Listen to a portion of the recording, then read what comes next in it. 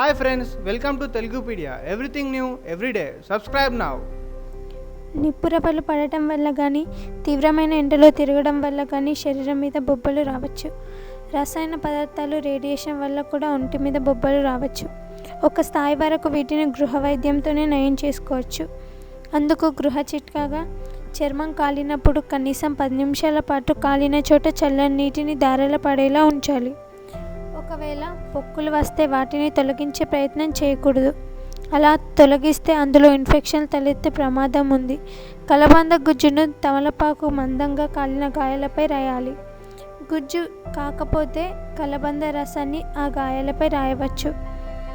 రోజుకు 2 సార్లు ఈ రసాన్ని రాస్తే ఎంతో ఫలితం కనిపిస్తుంది.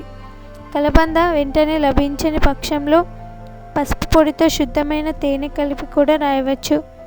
ఇదే కాకుండా కొబ్బరి టెంకను బాగా కాల్చి దాని చూర్ణాన్ని కొబ్బరి నూనెలో కలిపి రాస్తే ఎంతో ప్రయోజనం ఉంటుంది.